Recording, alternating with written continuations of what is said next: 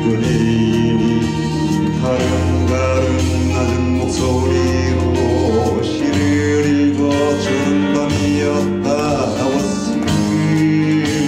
그런 밤은 아직 오지 않았다. 나는 늙기 시작했고 나의 늙은 내일은 어느 페이지 행간에 들어박혔는지. 그런 밤엔 잠도 오지 않았다. 나의 늙은 애인아, 밤도 좋은 나의 늙은 애인아, 볕 좋은 지붕빛 고양이처럼 순하게 늙어가자. 나의 늙은 애인아, 가지고지 않은 나의 늙은 애인아, 느릿느릿 흐르는 강물처럼 천천히 늙어가자.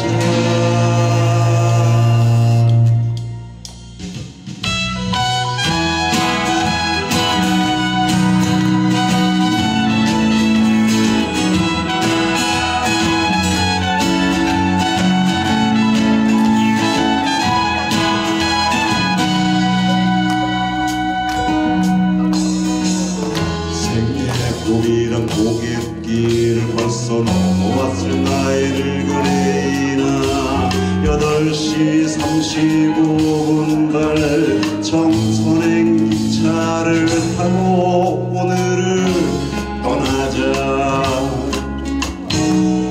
척척산적이면 어떠랴. 당신은 나의 능선이 되고 나는 그대의 능선이 되어 30살 고갯길을 넘어 가도 좋겠다. 나의 늙은 밤도 좋은 나의 늙은 애인아, 가오라지 장독밭 한 그릇처럼 뜨끈하게 늙어가자. 나의 늙은 애인아, 가지고지 않은 나의 속삭pan 부부처럼 삶을 시로 새겨 살자. 나의 늙은 애인아, 밤도 좋은 나의 늙은 애인아, 느릿느릿 흐르는 강물처럼 천천히 늙어가자. 나의 늙은 애인아, 가지고지 않은 나의 늙은 애인아, 좋은 지붕빛 고양이처럼 순하게 늙어가자. 애인아,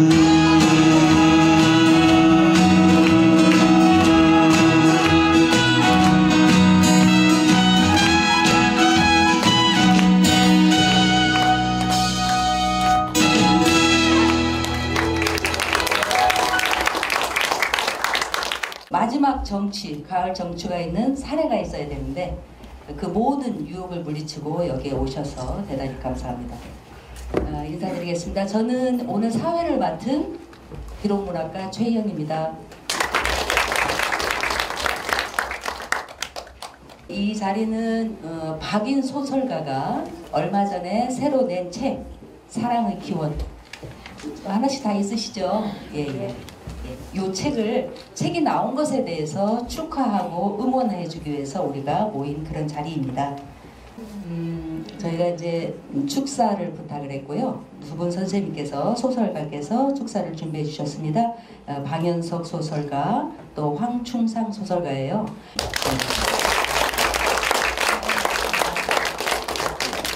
사랑의 기원을 받아서 읽으면서 들었던 단어가 시작부터 끝까지 한 단어였습니다.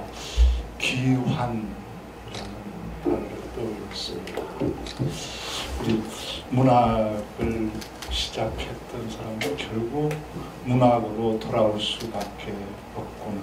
그래서 우리 박인 시인인 줄 알았는데 먼 길을 돌아서 많은 경험을 쌓아서 돌아와서 그림을 그리더니 또 시를 쓰더니 소설로 돌아왔구나. 그래서 아마 유건 시인은 참 좋겠다. 이 사랑의 기운을 보면 결국 돌아온 곳이 박인 소설이구나. 역시 시가 아니었구나 하는 걸 느끼면서 시인들은 안심해도 좋겠다. 소설가들은 좀 긴장이 많이 되겠다. 그래서 저도 좀 이거 좀 곤란한데 이런 생각을 하면서 한편 읽었습니다.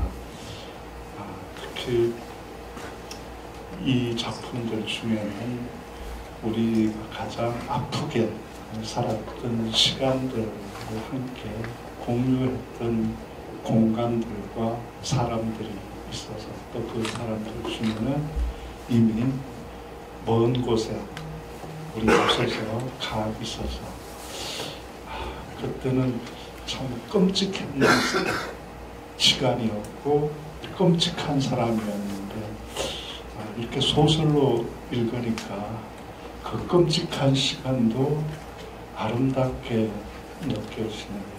그 끔찍했던 사람들도 그리워지는구나 그런 생각이 들었습니다. 그 흑스동의 골목길도 떠오르고 아마 그때 우리는 왜 그렇게 술을 많이 마셨을까? 왜 그렇게 많이 싸웠을까?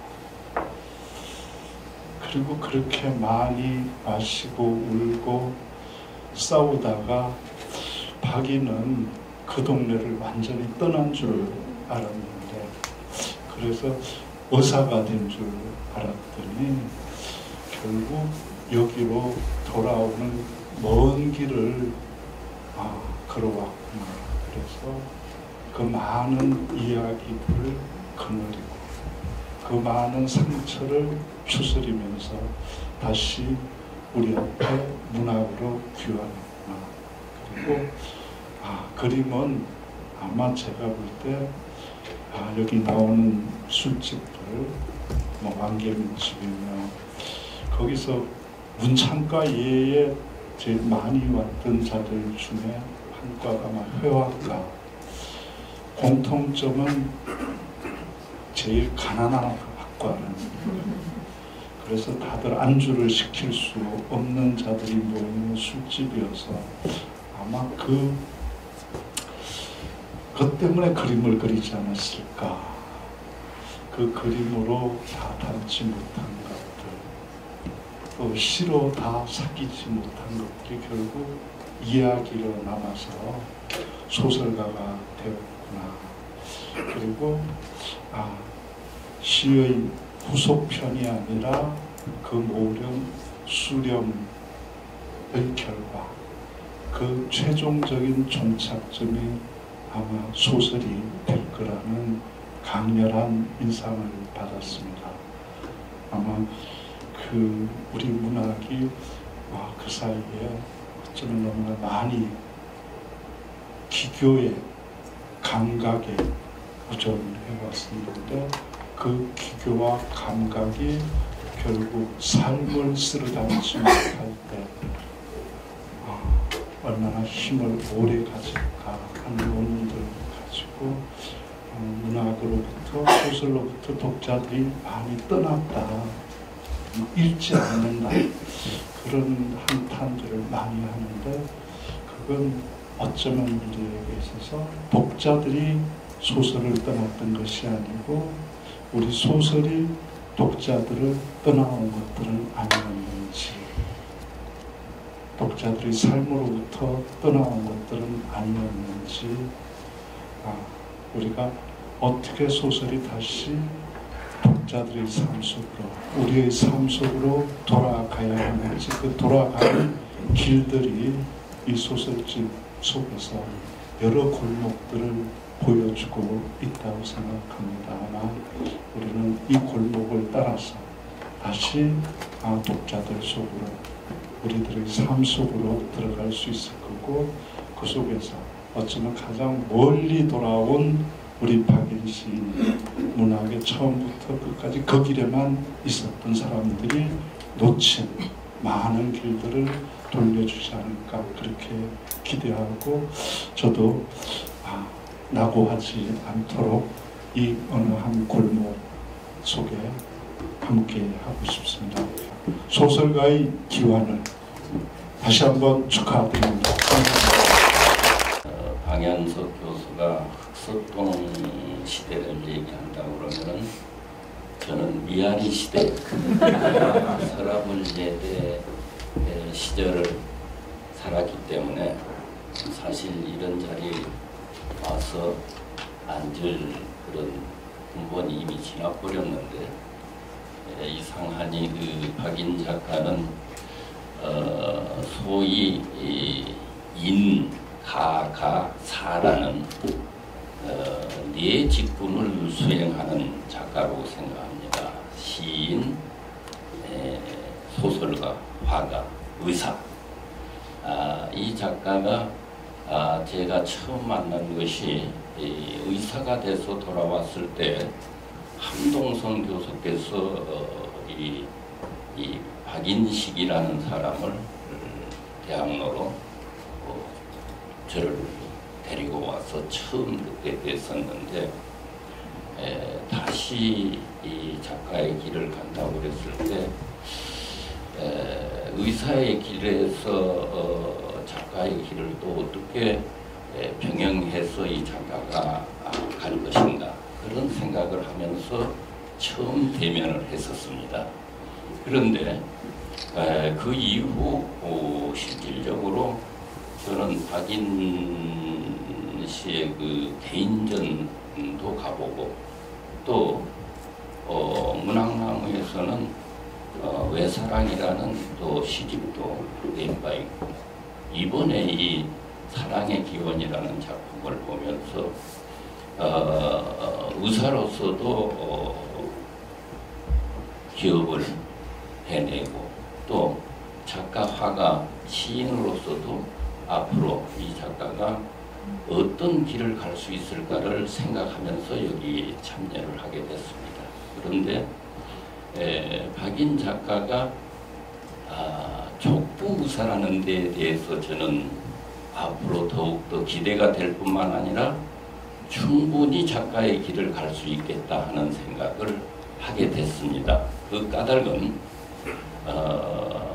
예수님도 발에 대한 얘기를 했어요. 제자들의 발을 씻는 얘기가 예수님의 소설이고, 부처님도 열반 때 곽시상수라고 해서 관 밖으로 발바닥을 슬퍼하는 제자들에게 내보이는 부처의 소설도 발바닥의 얘기였어요. 그런데 박인 작가가 족부 의사가 아니라고 하면은 이 사람이 작가로 돌아올 수 없을 수도 있는데, 이미 선현들께서 소설을 쓴 족부 의사이기 때문에 틀림없이 시인, 소설가, 화가로 돌아와서 자기 인생의 큰 작가의 길을 마지막까지 갈 수 있을 것 같다 하는 생각을 하면서 사랑의 기원 이 출판을 시작으로 해서 더욱더 좋은 밝은 문학의 길을 열어가리라 믿습니다. 축하합니다.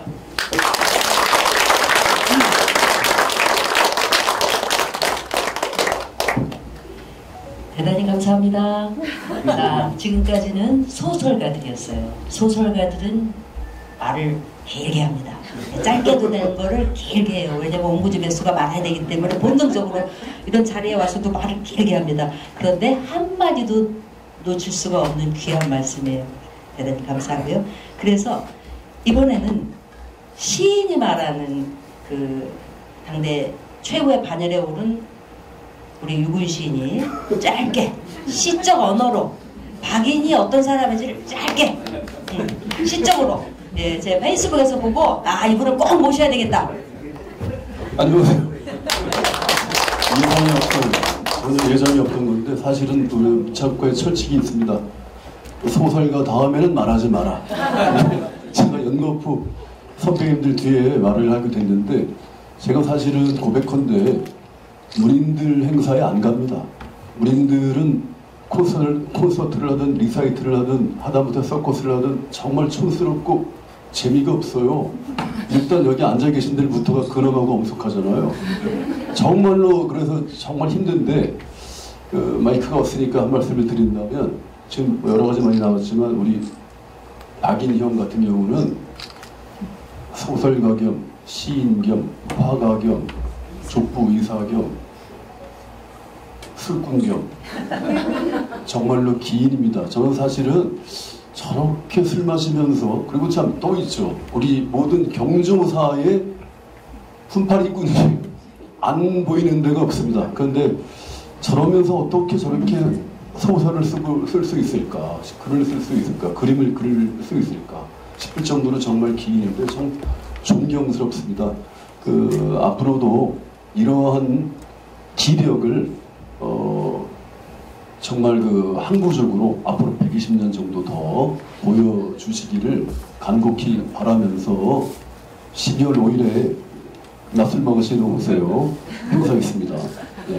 아무튼 저기 고맙습니다. 짧게 끝내겠습니다.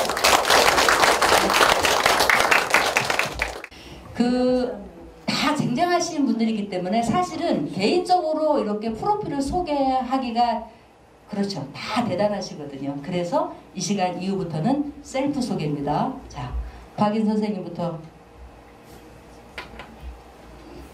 제 소개는 이미 다 앞에서 다 했기 때문에 예, 소설을 쓰긴 하는데 맨날 자책하면서 왜 이렇게 소설을 못 쓰는지 그리고 밤에 자다가도 깨서 소설을 어떻게 하면 잘 쓸 수 있을까 그런 생각을 하다가 잠이 또 깨가지고 밤을 새는 그런 고민을 많이 하는데 실제 실천적으로 글을 많이 쓰는 건 아니에요.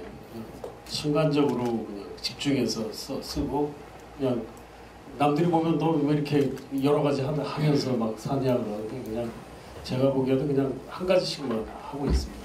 그래서 필요하면 하고 필요 없으면 안 합니다. 그래서 쉴 때는 팍 쉬고 그래서 술자석에 자주 보이는 거예요. 술자석에 거의 안 빠지기 때문에 저 형은 맨날 술 먹으면서 어떻게 이런 걸 하지? 라고 애들이 저 후배들이나 뭐 이렇게 궁금해하는데 그냥 깨어있을 때 잠깐 집중해서 하고 또 쉬고 놀고 예, 잘 알았습니다. 예. 이민호 선생님 시인이자 문학평론가이시죠. 굉장히 여러 일을 하고 있는데요. 제가 자기소개 조금 하시고 제가 진짜 첫 질문을 드릴 거예요. 아까 우리 류군 시인도 다 얘기했지만 뭐 다방면에서 활동을 해요. 근데 이게 정상이에요? 본인이 지금 자기는 이래서 저래서 한다고 그러는데 왜 그렇게 막 다양한 방면으로 이렇게 돌아다니고 여러 가지 씨를 뿌리고 다니는지 그 이유를 좀 한번 문학평론가가 한번 말씀해 주세요. 박인영이요. 네. 네, 그렇지. 도장 깨기 아닐까요? 여기저기 가서 막 깨버리는 그 욕심 때문에. 네, 형이 집중력이 아주 강한 분이에요. 그리고 순발력도 있고 그래서 무엇을 해도 금방 끝내기 때문에 그렇게 어려워하지 않는 것 같아요. 그래서 그냥 해치우면 돼. 뭐 이러고 그래서 술 먹으러 가면 되지. 뭐 이런 주의죠. 뭐 그래서 가능한 일이라고 생각합니다. 재미없어. 자, 세간에 이런 말이 있습니다. 두 분. 이민호 가는 곳엔 박인도 간다. 박인 있는 곳엔 이민호가 꼭 있다. 제가 보기에도 이 두 분의 그 우정, 케미 이게 장난이 아니거든요. 작가님 이제 두 분 어떻게 해서 처음에 인연이 됐으며 또 어떤 일들을 함께 하고 있는지 간단하게 소개해 주세요. 여기 이제 둘만 얘기하는데 원래 셋이에요. 박시우 씨 저기 있는데 삼총사라고 불리고 있죠. 분단에서. 왜 셋이서 하냐? 셋 다 술을 너무 좋아하기 때문에 마시기 시작하면 저기 병에 걸릴 때까지 마시거든요. 그래서 한 사람은 암에 걸렸고 이분이 이제 요즘에 건강이 너무 나빠져가지고 저만 이제 외롭게 됐어요. 그래서 셋이서 술 마시면 뭐 새벽까지 이게 무슨 얘기를 했는지도 몰라요. 한 얘기 또 하고 반복하면서 계속 있고 그리고 같이 있으면 재밌기 때문에 그 다음에 이제 여러 가지 일들을 같이 하는데 그 중에서 이제 같이 하게 된 것 중에 하나가 이제 각자가 갖고 있는 특징이 있는데 그 특징을 잘 살릴 수 있는 게 이제 어떤 김종삼 시인을 기리는 종삼포럼이라고 있어요. 그 종삼포럼이라는 단체를 같이 만들어서 그것을 지금 28회까지 해왔는데 분기별로 그런 거를 이제 같이 준비하면서 정이 들은 것 같아요. 같이 하고 다른 어떤 것도 뭐 서울문학관 홀도 마찬가지고 그런 어떤 동력에 의해서 같이 이제 일을 도모한 것 같습니다. 재미있게 설명을 못하는데. 자, 이제 본격적으로 소설집 사랑의 기원을 한번 들어가 보겠습니다. 작가님, 이 소설집은 어떻게 나온 거예요? 보통은 이제 그 소설 안에서 제목을 꺼내 가지고 바깥에 배치하는데 이거 이제 소설 제목을 뭐로 할지 이건 너무나 고민을 많이 하다가 사랑의 기원으로 했는데 이 사랑이라는 게 제가 뭐 여러분이 생각하는 그런 사랑이 아니고 실패한 사랑에 대한 얘기들이기 때문에 실패한 사랑, 그러니까 플라톤의 향연이라는 책에 아리스토파네스의 그 시곡집에 보면은 인간이 원래 동그란 두 개가 겹쳐진 형태고 강력하게 둘이 남녀 남남 사람이 모이면 어떤 힘이 생긴다는 건데 멀리 갈 때 뭐 같이 간다는 말하고 똑같은데 근데 이게 제우스가 보기에 이게 참 이놈들이 자기 신의 경지에 오를 것 같으니까 그걸 깨버립니다. 그래서 둘이 지금 벌어지게 되는데 그래서 남녀가 이제 서로를 찾게 되는 그것을 그 인간들은 자기들이 해석을 못하는 걸 전부 신화에다가 다 해석을 해놨더라고요. 그래서 알기 좋게 말하면 그런데 그래서 이제 반쪽을 찾아다니는 게 이제 인간들이 하는 일이라고 봐요. 반쪽. 그 반쪽이 뭔지는 잘 모르겠는데 그 꼭 사람을 찾아다니는 사람도 있고 뭐 짐승을 좋아하고 자연을 좋아하고 그래서 그 자신의 잃어버린 반쪽이 뭔지에 대해서 생각해 보면은 그게 이제 사랑의 기원이 아닐까 오리지널 러브가 그런 거고 이거는 이제 2022년부터 25년까지 그 문예지에서 청탁을 받아서 쓴 9편의 작품을 그냥 이제 묶을 때가 됐구나 해서 묶어서 책으로 만든 겁니다. 이상. 그러면 이민호 선생님 그래도 거기 앉으셨으니까 말씀을 좀 하셔야 됩니다. 네. 이 작가가 뭐 평론가처럼 얘기하면 저는 뭘 얘기하면 그러니까 지금 불만이긴 하지만 어쨌든 사랑의 기원이니까 다윈의 종의 기원이 생각나지 않나요? 이렇게 나가줘야지. 그런데 이때 다윈의 종의 기원을 사랑의 기원이었을지도 몰라요. 원래 종의 기원이 아니라 사랑의 기원이었을 것 같아요. 근데 그 사랑의 기원이 뭐냐 하면 멸종하지 않으려는 거예요. 그리고 다른 말로 하면 번식에 관한 이야기예요. 이 소설은 정말 어떻게 살아남느냐, 내가 어떻게 씨를 뿌리냐, 이런 얘기들로 되지 않을까, 그렇게 유효되지 않을까 생각됩니다. 어쩌면 박인 작가가 그동안 수모와 그 멸시를 견디면서 폭력과 증오의 틈바구니에서 나 어떻게 살아남았어 이건 주장하는 그런 소설집이라고 보면 될 것 같습니다. 네. 아유 정말 감사합니다. 이거 A4 2장짜리를 지금 여기 무언의 압박을 보면서 시선을 느끼면서 지금 세 줄로 기각한 거예요. 원래 2장씩 왔어요. 질문 하나에 답이 A4 2장씩. 감사합니다. 애쓰셨어요. 네. 시인이죠. 네. 그러니까. 역시. 자, 그러면은 여기 이제 9편의 작품이 실렸어요. 각기 다 이제 이렇게 다른 이야기를 갖고 있지만 또 공통된 모티브가 있더라고요. 그러니까 작가가 이제 그 모티브에 계속 천착하면서 깊이 들어가는 과정인데요. 일단은 저는 이 작품 9편 중에서 첫 번째, 그러니까 딱 열자마자 첫 번째, 영을 만나서, 영을 만나서. 처음에 이렇게 우리가 이제 그래도 예의상 이렇게 책을 받거나 또 사거나 하면 이 첫 번째 이제 표지를 보고 그 다음에 뒤로 가서 이제 이걸 인사말을 보고 그 다음에 서평을 보고가 1순위. 이제 이 순위 조금 예의가 있는 분들은 첫 번째 단편을 읽어주거든요. 첫 번째가 뭔가가 되게 중요하죠. 정체성을 드러내는 데 있어서.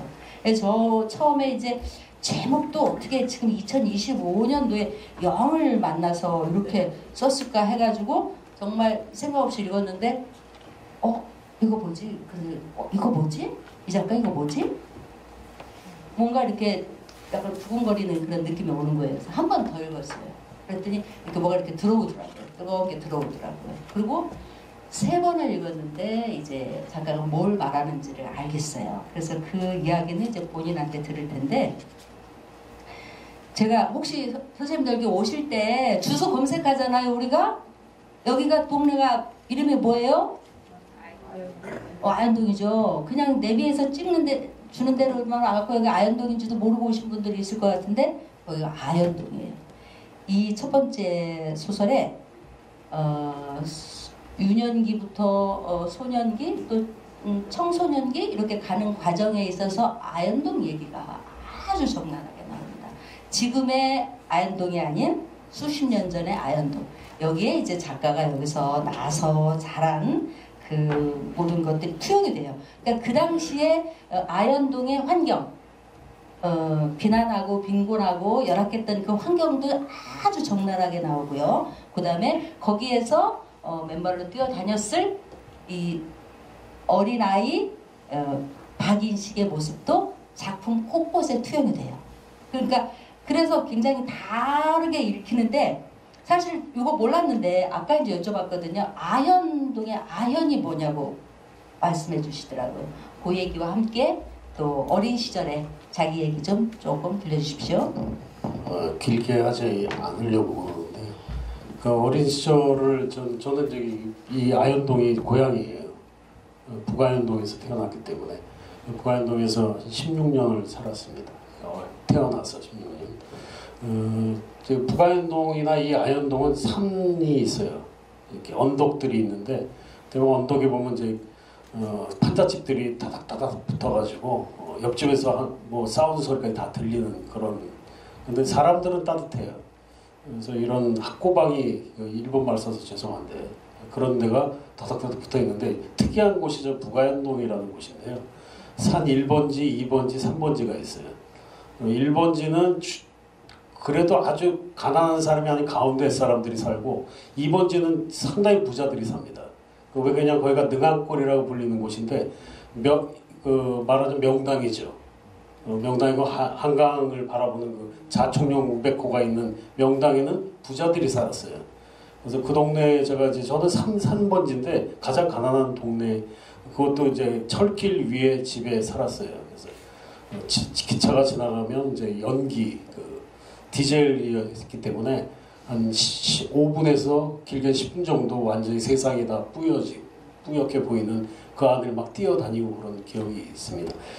저 어릴 때 좀 이렇게 겁이 많은 것이 있는데, 집안에 예를 들어서 저희가 이제 7남매인데 제가 6째예요. 6째로 태어나서. 근데 이제 태어났을 때 2살 되던 애 아버님이 이제 돌아가셔서 어린 시절을 좀 혼자 보낸 시간이 많았어요. 그래서 그 무료한 시간들을 혼자서 보내면서 이제 그런 느낌들, 그다음에 그 겪었던 일들을 이제 영을 만나서라는 소설에다가 넣었는데, 기본적으로 그 폭력이란 얘기를 거기에다가 쓰는 이유는 제가 군사 독재 시절을 다 견뎌온 사람이기 때문에, 여기 있는 분들도 마찬가지고 70년대, 80년대가 우리나라가 군인들이 지배하던 나라였잖아요. 그 시절을 살아가면서 폭력이 일상화가 돼 있더라고요. 뭐 학교에 가도 맞고, 군대 가서도 맞고, 뭐 사회에서도 남자들은 뭐 누가 더 주먹이 센가를 겨루는 그런 사회 분위기 자체가 거기에 투영되도록 글을 쓰려고 좀 노력을 해서 읽으면 폭력적인 장면들이 나오는데, 그런 거에 대해서 이제 개인적으로는 그것을 느끼는 게 이제 최종적으로 많이 읽게 되면은 그런 어떤 폭력에 대한 어떤 생각들이 이제 들어오게끔 하는데, 한 번에 딱 읽어서 딱 느끼게 그 실력이 안 되는 것 같은 생각이 요즘에 들어서 더 분발해야 되겠습니다. 아닙니다. 그 영화도 문학 작품도 한 번에 모든 것을 해석하거나 명쾌하게 오면은 또 명쾌하게 잊어버립니다. 예. 그 아까 잠깐 말씀해 주셨는데 이 영이라고 하는 것이 이 소설 안에 계속 깔려 있단 말이에요. 계속 아현동 이 산골짜기에 계속 깔려 있는데 이 동네가 주는 어떤 또 다른 이야기가 있더라고요. 뭐 아까 저기 이영준 선생이 얘기했는데 여기가 이제 애오게라고 부르는 곳이에요. 애가 어린아이고 아연의 아자도 어린아이거든요. 현은 이제 고개. 그래서 애오게라는 게 애들의 고개인데 그 죽은 애들의 고개예요. 그래서 여기 다 무덤터입니다. 전부 여기 산 7번지인데 여기는 조선시대부터 아이가 죽으면 무덤을 안 만들었거든요. 근데 부모 입장에서는 애를 묻어야 되기 때문에 어딘가에 밤에 와서 묻고 돌무더기를 표시해서 이제 자기 아이가 거기 있다는 걸 표시를 하고 간 그런 사람들이 수천 수백 명이 이제 여기 그 땅을 파면 이제 아이들 뼈들이 나오고 그런데 제가 산 산삼번지는 어른들도 공동묘지였어요. 그래서 땅을 파면 이제 뼈들이 나오기 시작하는데 이제 그런 쪽에서 이제 모르게 터가 그러니까 어릴 때부터 귀신을 너무 많이 봐가지고 그래서 이제 귀신 얘기들이 거기 나오는 거는 이제 실제적으로 제가 다 겪은 것들이기 때문에 그래서 그런 얘기를 하면 자꾸 얘가 묻기가 있나 그러는데 그게 아니고 그놈의 터가 누워 있으면 거기서 죽은 사람들이 계속 올라오는 거예요. 예. 이상입니다. 그래서 사실은 그걸 묻고 싶었어요, 노골적으로. 왜냐면은 그 전체 작품 속에 그게 있거든요. 이렇게 안개가 이렇게 쫙 깔려 있듯이 그 기운이 있단 말이에요, 전체. 그래서 그 속에서 그거를 진짜 문학적으로만 느끼는 게 아니고 나의 어떤 생리적인 것까지 느끼지 않고는 이걸 표현하기가 참 어려운데 그걸 잘 표현했단 말이에요. 그래서 그거는 아니죠? 예. 예. 자, 여기 이제 이런 이야기들은 사실은 굉장히 그 전형적이고 형식적인 질문이에요. 그러나 그래도 피해갈 수 없습니다. 이 작품 안에 많은 이제 가족이 등장을 하죠. 근데 다 아파요. 가족끼리. 뭐 우리 다 가난했던 시절에 다 아프죠. 부모한테도 상처받고 또 형제끼리도 상처를 받고 그런 것들 많이 있지만 유독 여기는 그 상처가 많은 가족들이 등장을 해요. 그리고 그걸 이제 가족 트라우마라고 문학평론가께서는 이민호 선생님께서는 가족 트라우마다라고 이렇게 표현했어요. 그래서 박인 소설 쓰기의 바탕을 이루는 가족주의는 무엇이냐 이제 고민을 하시고 그것에 대해서 좀 답을 찾으신 것 같습니다. 가족주의 얘기하는데 갑자기 굴레방딸이 생각이 나네요. 그건 상관없는 얘기고요. 제가 이 근처에 학교를 나와가지고 그 애청 뭐 이런 걸 얘기하니까 좀 생소했어요. 이 가족주의라는 것은 뭐 민족주의는 민족이 중심일 것이고 국가주의는 국가가 중심일 것이고 지역주의는 지역이 중심일 것이고 그래서 이 가족주의니까 가족이 중심이겠죠. 그래서 이 소설집의 핵심이 되고 있는 이 가족의 가치를 지금 작가는 소중히 여기고 있는 것이고 거기에서 일어났던 어떤 상처나 결핍에 대해서 많이 지금 고통스러워하는 거죠. 저는 그것을 그 배경을 그 박인 작가의 작가의식이기도 하고 윤리의식이라고도 생각하고 있습니다. 그것이 훼손되는 순간에 본인이 견딜 수 없어 하는 것이 보이니까요. 이제 그것이 이 작품 속에 이렇게 반영된 것은 아닌가 이렇게 생각합니다.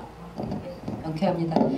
여기서 이런 질문 되게 유치하지만 그래도 왜 소설에 너무 깊이 빠진 사람들은 꼭 물어보잖아요. 이거 실화냐. 그런데 거기서 형이 너무 잔인하게 때려요. 어린 동생을. 어렸을 때 형님한테 좀 맞으셨나요? 너무 리얼해 맞은 게.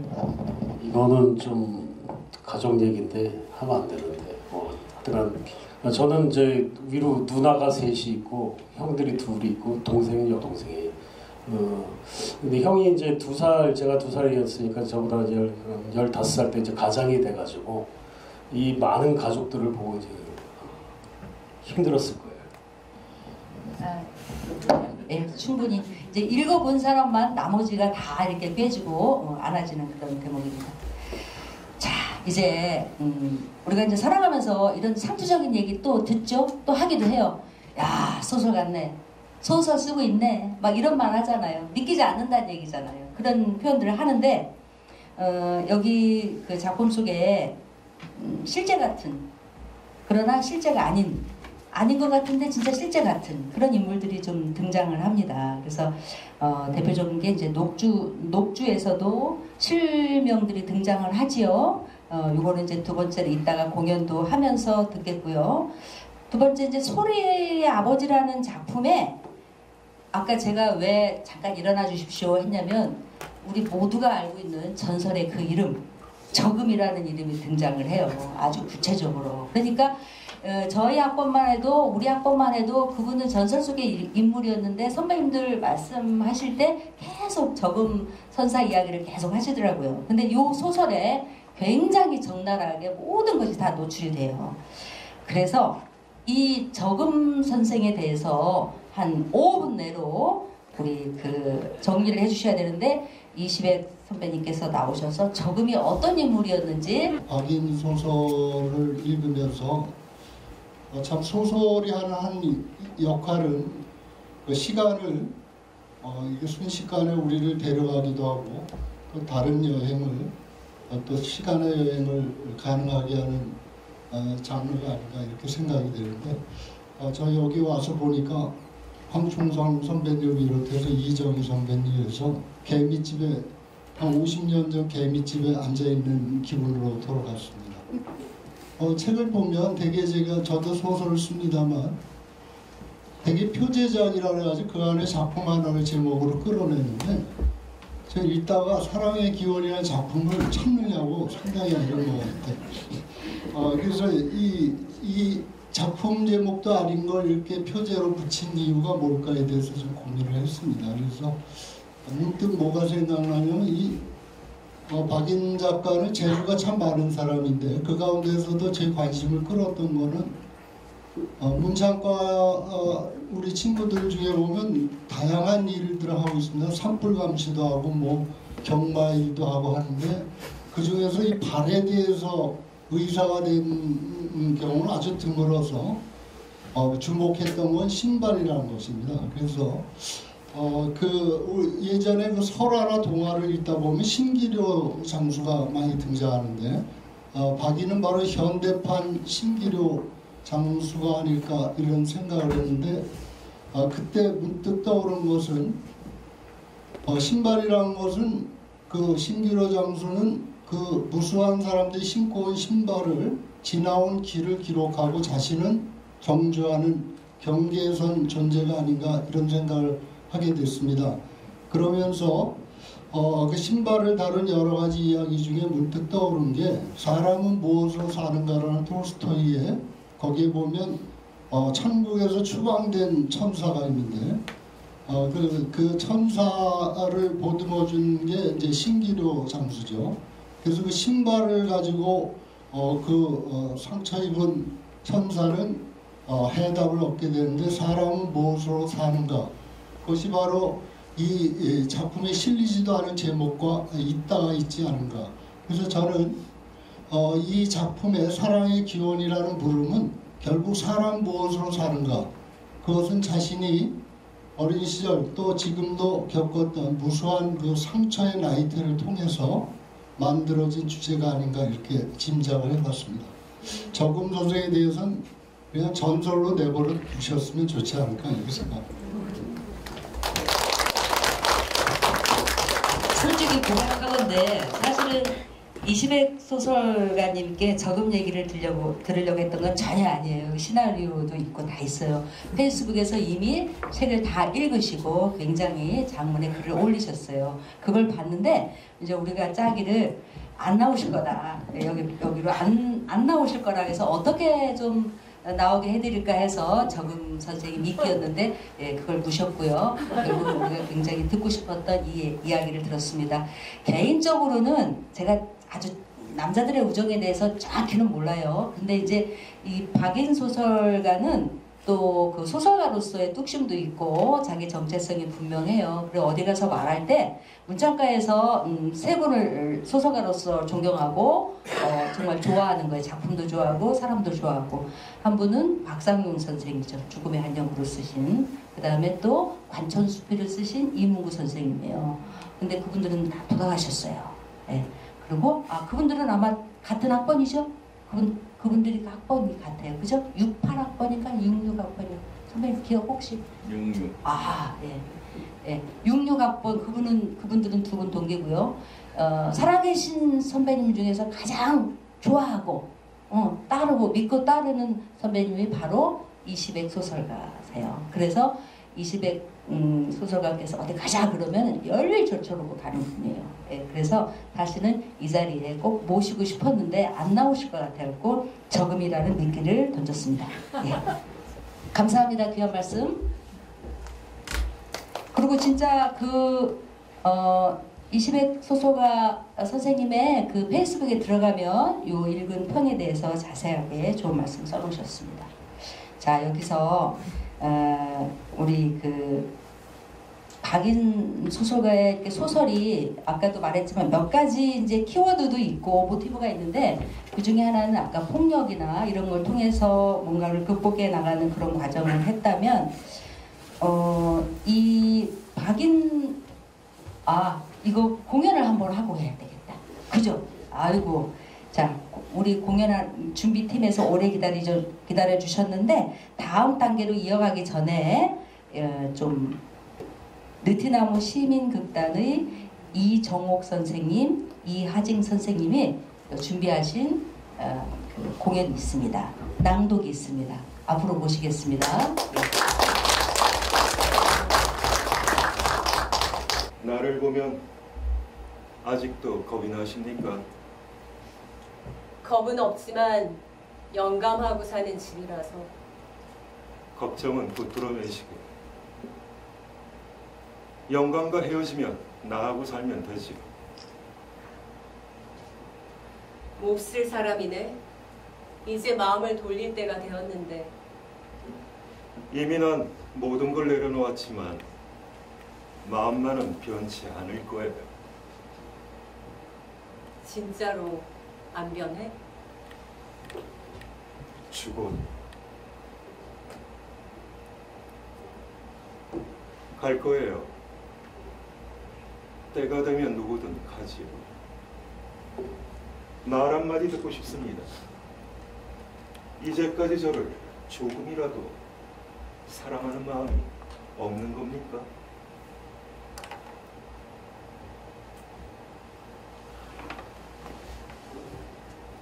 녹주는 병색이 짙은 유정을 보자 측은한 마음이 들었다.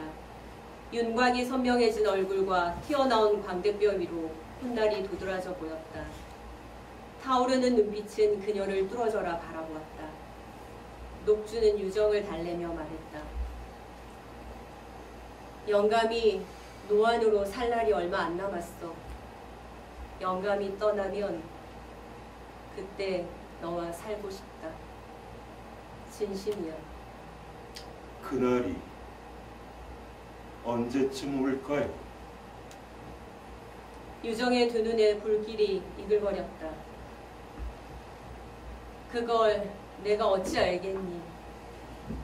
자, 이제 가거라. 유정은 마지못해 발길을 돌렸다. 고개를 숙인 채 좁은 골목으로 걸어가던 유정은 돌아서서 녹주를 보았다. 녹주와 유정은 하염없이 서로를 바라보았다. 녹주는 그에게 달려가 안기고픈 충동을 목구멍으로 올라오는 소리 덩어리와 함께 이를 악물고 삼켰다. 그리고 작별의 손을 흔들었다. 마지막 세상 끝을 향해 유정은 떠났다.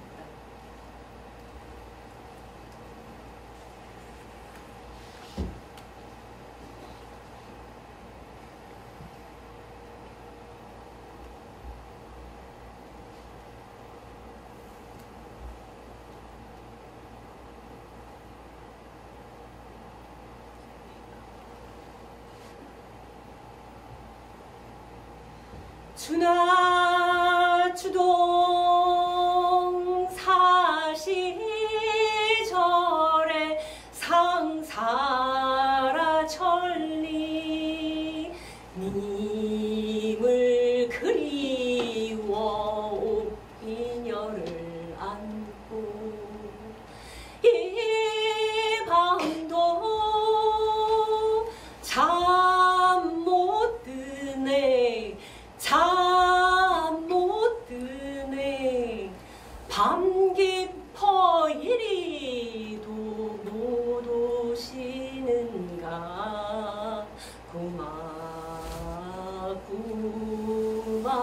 깨지나 마로라.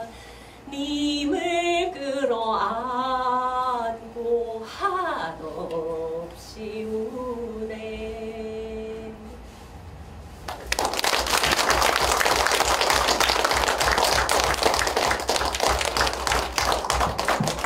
실명이 등장하죠, 소설에. 예.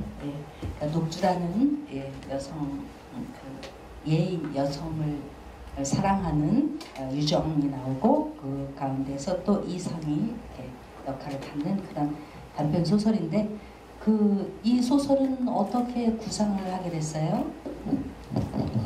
이렇게 얘기를 듣다 보면 박녹주라는 말하자면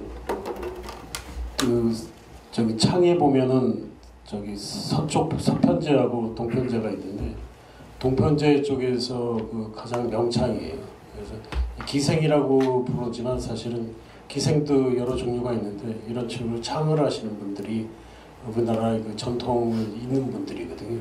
그래서 박녹주라는 사람이 김유정하고 얽히는 바람에 욕을 너무 많이 먹는 걸 제가 계속 듣고 있다 보니까 제가 어렸을 적에 이제 누나들 셋이 저를 많이 보호해 줬는데, 그 생각이 나서 이 여자분이 어떤 일이 있었는지 관심이 좀 해서 그 관련된 기사들을 전부 다 찾아서 읽어보고, 또 이렇게 자기가 쓴 자서전도 있더라고요. 자서한 거 다 읽어보고 이게 좀 잘못 전달되고 있다, 김유정 때문에. 그래서 이것을 좀 억울한 측면을 좀 밝히자.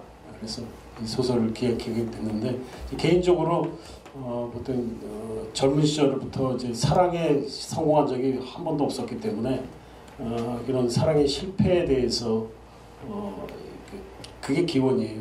다른 게 아니고 사랑의 실패가 또 다른 사랑을 하고 싶은 욕구를 일으키게 되고, 그것이 계속 나아가게 하는 거죠. 실패가 아마 좌절, 그다음에 그 남녀 사이의 분열 혹은 뭐 이런 것들이 관심이 좀 많은 편입니다. 인간의 이야기죠. 묘사되는 시간은 길진 않은데 내용적으로 사실 이거 충분히 장편으로 갈 수 있는 이야기 같더라고요. 그래서 조금 더 어차피 귀환을 했으니까 조금 더 공부하고 시간 투자해가지고 장편으로 요새 이런 게 잘 팔리는데 부북기 이런 거는 안 팔려요. 안 읽어. 녹주 이런 거 쓰세요. 네. 자, 그러면 조금 말 나왔으니까 지금 뭐 사랑도 나오고 뭐 이렇게 했어요. 자, 아까 소년기 얘기를 들었는데 여기 뭐 적음 선생도 우리 그 소설에서도 많이 묘사했지만 그거 따라다니면서 시봉으로서 굉장히 고생도 많이 하셨는데, 그러면서 뭐 깨달음도 얻었다고 하는데 도대체 젊은 시절을 어떻게 보내신 거예요? 솔직하게. 그 저를 좋다고 쫓아다니는 여성분들이 몇 분 있었는데, 어릴 적에 저는 과감하게 제가 좋아하지 않으면 좋아할 수 없다는 원칙이 있어서 그분들한테 되게 죄송하게 생각하고 있습니다. 그런데 이제 제가 좋아하는 여성분은 항상 저를 싫어했어요. 그래서 저를 싫어하는 여성을 중학교 때부터 대학교 때까지 그 여성만 생각했어요. 근데 그게 무슨 뭐 손 한 번 잡아본 것밖에 없고, 편지와 옆에 같이 있는 것만으로도 행복했기 때문에, 그런 시절을 오래 겪다 보니까 연애를 못 하겠더라고요. 연애를 못해서 어느 날 보니까 이게 나이는 이제 20몇 살인데 연애 경력은 거의 없고, 그래서 어쩔 수 없이 그냥 결혼을 해버렸어요. 정말요. 급하니까. 진실을 밝혀주면 뭐 팩트체크로 들어갈까요? 급하니까. 또 외국에 나가야 되고 또 짝은 찾아야 되고, 그러니까 뭐 주변에서 너무 딱하게 보였든지 누군가 나한테 내 동생이 있는데 한번 만나볼래 그러더라고요. 그래서 한번 만나고 그 길로 결정해 버렸습니다. 이상. 젊은 시절에는 하여튼 어쨌건 연애를 왜 못했는지 중에는 문창가를 다녔다는 거예요. 중대 문창가를 다니면서 이 술꾼들하고 같이 어울리면서 말하자면 연애할 시간에 이제 분명 여자와 여성분하고 약속을 했는데 못 가는 거예요. 술집에 붙들려가지고 그 가기 싫고 그래서 상대방이 이렇게 생각했을 거예요. 나한테 진짜 관심이 없구나. 그런데 그 중에서 한 분도 지금도 생각나는데 무용과 친구가 이렇게 좀 마음의 서로 이제 이렇게 들어해가지고 이제 만나려고 그러는데 이제 술 때문에 사귀지 못했다. 예, 이상입니다. 별로 설득력이 없네요. 이거는 왜냐면 중대문창과 여성 중에서도 술꾼도 많고 그 안에서 얼마든지 가능한 이야기인데 너무 변명이 설득력이 없네요. 예. 자, 사실은 여성주의, 우리 박인 소설가의 여성주의가 좀 독특해요. 그러니까 작품 속에서 굉장히 많은 누이 이런 이야기가 많이 나오고, 뭐 직접적인 여성보다는 누이와 누나에 대한 호칭을 통해서 자기 여성관을 계속 이야기를 하거든요. 사실은 그래서 그것도 좀 궁금해요. 평론가님, 박인 소설에 나오는 여성주의에 대해서 좀 말씀해 주십시오. 아까는 사랑이 번식이라고 얘기했지만 그럴 수도 있죠. 근데 이제 에리 프롬이 얘기한 사랑의 기술에서는 가장 여러 사랑들을 얘기하죠. 자기도 얘기하고 남녀 간의 사랑도 얘기하는데 가장 최고로 치는 게 형제애예요. 그러니까 사회동포주의라고 할까요? 아니면 인류애라고 할까요? 아니면 휴머니즘이라고 할까요? 그래서 박인 작가가 여성을 바라보는 시각은 거의 저는 그런 취미에서 바라보는 건 아닐까 이렇게 생각합니다. 이 한꺼풀을 벗기고 들어가야 되는데 방어막이 너무 세네요. 그러면은 진실이 안 나오는데.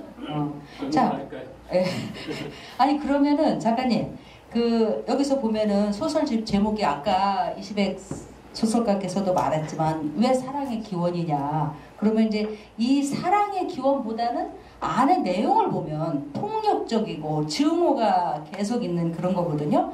그런데 제목을 사랑의 기원으로 잡았어요. 어떤 특별한 의도가 있습니까? 애증의 관계라고 한마디로 말씀드리겠습니다. 사랑하고 미워하고 이것이 같이 가는 쌍둥이이기 때문에 사랑을 얘기할 때 항상 증오를 얘기할 수밖에 없어요. 둘은 분리될 수 없는 서로의 반쪽인 것 같아요. 이상. 그러면 이제 아까 나오긴 나왔어요. 이미 본인의 사랑관이라든가 그게 나왔어요. 그래도 조금 한번 정리를 해보겠습니다. 그러면은 여기서는 이 작품을 통해서 구원을 얘기해요. 사랑의 결말이 구원일 수 있다. 그러면은 본인은 사랑을 통해서 구원을 받으셨어요? 진행형입니다. 모든 것이 완결된 것도 없고 우리는 지금 길을 가는 거예요. 길을 가고 있고 로버트 프로스트의 가지 않는 길을 예를 들어서 길을 2개 주고 이제 무성한 거하고 깨끗한 길을 주면 저는 깨끗한 길을 안 갈 것 같아요. 무성한 길로 갈 것 같고 무성한 길에서 오는 여러 가지 느낌들이 이런 좋은 길보다 훨씬 더 저를 자극할 것 같고 사랑도 미움도 결론적으로 과정이기 때문에 마지막에 이르는 길은 없어요. 결론이 뭐냐고 물으면 과정이 중요한 거라고 생각해요. 그래서 뒤돌아보면 내가 갔던 길이 그래도 조금 낫지 않았을까 이런 위안을 받게 되는 그런 것들이 있는 것 같아요. 모든 사람들이 자기 삶에 그래도 나는 이렇게 살아와서 괜찮다 이렇게 생각하는 것 자체가 그런 얘기입니다. 아까 이제 작가 본인도 말했듯이 여러 가지 장르의 일을 하고 있습니다. 지금 다 알아요. 아는 사람은 다 알아요. 그런데 본인이 그거를 혼란스럽거나 힘들어하지 않고 그때 선택된 것에서 최선을 다하고 만족하고 여기까지 가고 있다고 했어요. 그런데 이제 방현석 소설가가 말씀하신 것처럼 궁극의 이 자리는 이제 소설가로서 앉아 계시단 말이에요. 이런 질문은 의미는 없는 질문인데 만약에 세월을 거슬러 올라가서 지난 몇십 년 동안 살아오면서 여러 장르의 일을 최선을 다해서 다 했고 그 분야에서 다 또 일가를 이루면서 성공을 했어요. 그건 맞는데 만약에 다시 청년 문청 시절로 돌아간다면 그 중에서 어떤 것에 더 집중을 했을 것 같아요? 지금 입장에서. 제가 보기에는 오래 살지 못했을 가능성이 100%입니다. 거의 죽었을 거예요. 이른 나이에. 아마 알코올 중독자로 제 아버지가 알코올 중독으로 돌아가셨기 때문에 유전적으로 약간 알코올을 사랑하는 그것이 되게 많습니다. 그래서 죽을 때까지 마실 거예요. 마시고 장렬하게 전사. 그래서 만약에 이제 그 회한이 있다면 이 소설도 못 쓰고 죽는구나. 그런데 다행히 저희 어머니가 이놈을 딱 보니까 술이나 처먹고 다니고 뭘 하는지도 모르겠고 공부도 안 하고 술이나 처먹고 그냥 누워 있고 맨날 그러니까 얘는 이렇게 살다가는 얘 폐인 되겠구나 이렇게 생각해가지고 갑자기 저기 외국에 가자고 그러시더라고요. 그래서 보니까 그렇지 않아도 군사 독재나 이런 데 질려가지고 이 땅을 좀 떴으면 좋겠다는 생각을 계속하고 있었는데 도망가는 거죠. 도망자 신사가 됐습니다. 10년 동안 도망 다니다가 보니까 이왕 뭘 하는 것을 이제 선택을 한다면 남이 안 하는 것을 좀 하고 싶다는 게 또 있어가지고 그래서 이제 대학 입시를 준비했어요. 갑자기 술 먹던 애가 갑자기 할 일이 없으니까 갑자기 외국 땅에 딱 떨어졌는데 보니까 해야 될 일은 노가다 아니면 노동자 아니면 말하자면 3D를 해야 되잖아요. 3D라는 건 이제 그 나라에서 필요한 이민자들한테 필요한 게 직업을 주는 게 3D예요. 3D 직종을 주기 때문에 그런 것을 보니까 나 이렇게 살다가 여기서 이 경험을 육화시켜서 글을 쓰거나 이런 거는 성격상 안 될 것 같고 그냥 여기서도 죽겠구나. 그래서 선택을 한 게 하기 싫은 공부를 해야 되겠구나. 그래서 이제 공부를 해서 이제 대학 입시를 통해서 대학을 들어갔고 그렇습니다. 자 이제 마지막으로 갑니다. 이제 대미를 장식할 주제 하나가 딱 남아 있는데요. 이제 소설 한락고. 자 한락고 독백 시간을 먼저 갖고요. 마지막 질문에 대해서 작가가 대답할 거예요. 이것이 모든 것을 함축적으로 마무리하는 시간입니다. 경호원이 나를 밀치는데 갑자기 눈물이 나더군요. 쓰레기 같은 놈. 목구멍에서 뜨거운 불덩이가 치밀어 올랐습니다. 당신 고문귀신 맞지? 고문귀가 뭐요? 처음 듣는 말이네. 어렵게 대면한 팔라쿠시는 버럭 화를 냈어요.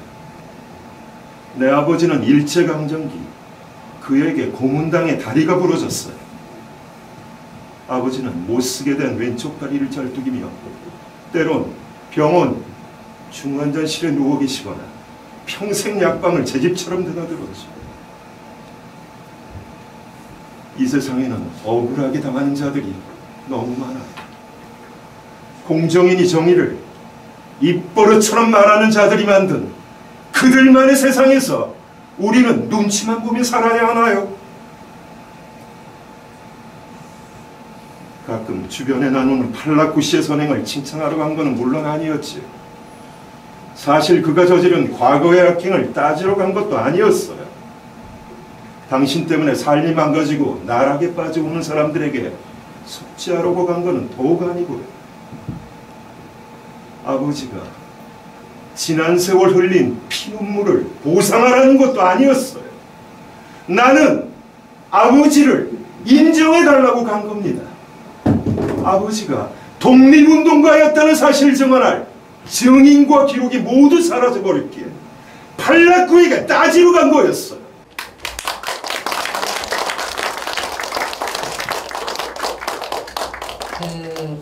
계속 이제 술 얘기를 했지만 아시다시피 술은 하나의 장치고요. 이야기의 장치고요.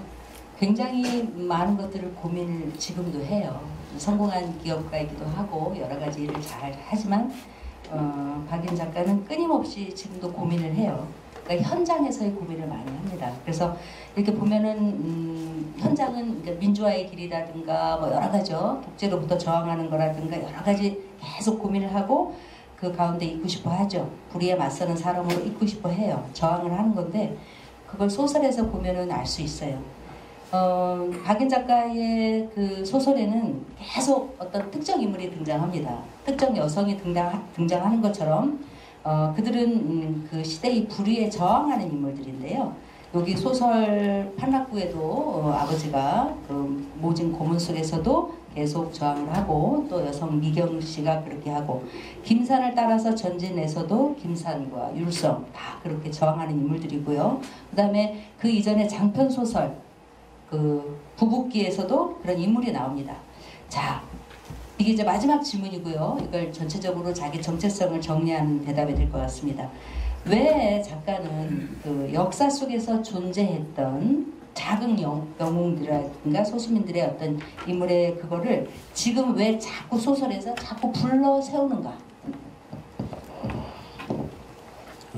그 사람들이 억울하니까 그 사람들의 억울함을 대변해 줄 수 있는 게 이제 작가의 일이라고 생각합니다. 그래서 우리 그 기득권 그러니까 쉽게 말하면 지금의 대한민국을 만들었다고 하는 사람들이 친일 기득권자들인데 이 친일 기득권자들이 반성을 할 줄 몰라요. 그래서 그것이 가장 가슴속에 있고요. 그래서 그 사람들을 그 실상을 뭐 이렇게 정해줘야 되겠다는 마음가짐으로 팔락구라는 소설인데 그 실제 인물 판락이라는 그 고문 귀신 얘기거든요. 그래서 수많은 독립투사들을 고문하고 떵떵거리고 잘 살고 뭐 부산은행도 그 사람이 만든 거고 그래서 여러 가지 그 사업을 일구면서 국가의 그 같은 기득권 세력들의 협조를 받아서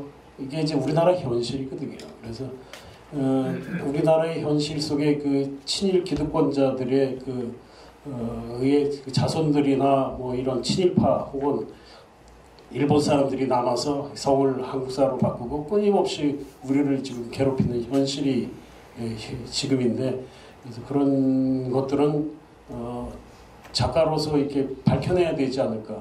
그래서 그런 점에서 이제 김산이나 이런 사람들에 대해서 관심이 좀 많이 있고 앞으로 시간이 되면 이제 그런 8만 명의 그 이름 없이 죽어간 우리 독립투사들이 에 대한 얘기 중에서 이제 그 중국 대륙에서 그냥 뭐 말하죠 소모품으로 전락해서 사라져가는 사람들에 대한 얘기를 좀 하고 싶은데 그 팔락구는 하여튼 어쨌건 우리나라 기득권 세력들에 대한 어떤 그 얘기를 정리해서 이렇게 소설 한 편 쓰고 싶어서 쓴 것입니다. 그것이 이제 작가의 의무이자 책임이라고 생각합니다. 이제 문학평론가님 이제 마지막 많이 아끼고 애정하는 우리 그 박인 작가님한테 응원의 메시지 또 당부의 말씀 한 말씀 부탁드립니다. 제가 뭐 그렇게까지 할 의지는 안 되고 의사니까 건강은 본인이 알아서 챙길 것 같고요. 아까 부부끼 말씀하셨죠. 제가 부부끼를 만든 북치는 소년 대표입니다. 그게 이제 2, 3편 속편을 더 써주셨으면 좋겠고요. 안 되더라도 그래서 우리가 얘기했던 그 역사를 마무리해 주었으면 좋겠고요. 이런 말이 정확한지는 모르겠어요. 작가로서 한 인간으로서 감정을 좀 아꼈으면 좋겠어요. 그것은 큰 에너지가 될 것이고 그것은 흘러넘치는 것도 아니고 제한되어 있는 것이니까 소진되기 전에 아꼈으면 좋겠습니다. 이상입니다. 예, 긴 시간 정말 감사드리고요. 하나, 둘, 큐! 박인! 사랑해!